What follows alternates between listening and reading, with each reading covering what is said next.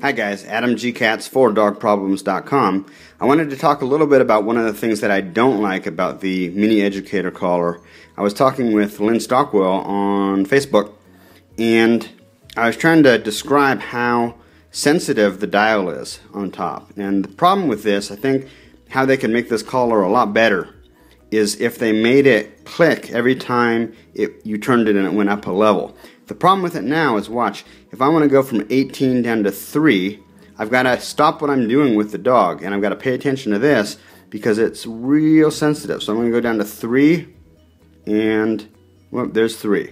Okay, now let's say I want to go back up to 18, so I got to spin it back up here. Whoop, blew past it, and 18 there.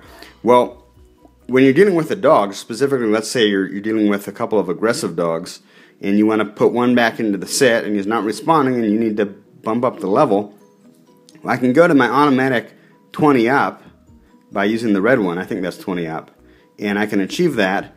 But the reality is I may not want to go that high. For example, the dog I have now, I typically work around a level 3. I work around a level 5 around regular distractions. I'll work around a level 12 around high distractions.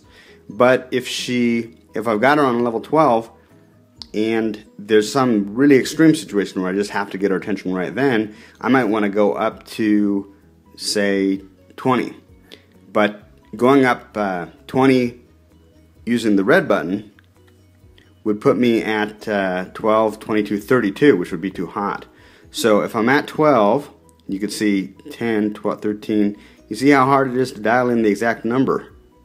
12, and I, whoop, hit it again.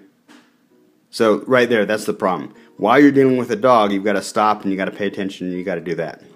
So 12 up to 20, let's spin it.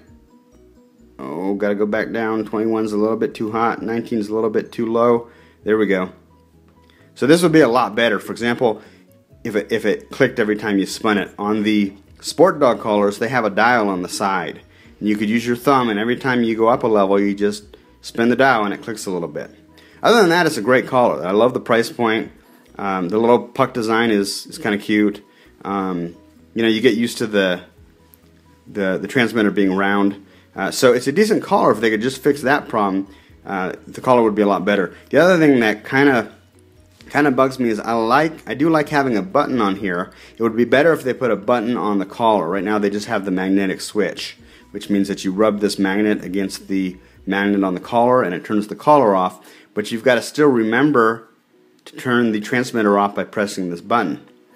I think it would be better if either they put a button on the collar or rubbing the magnets together turned off both the transmitter and the collar. That's just my opinion. I'm Adam Katz for dogproblems.com.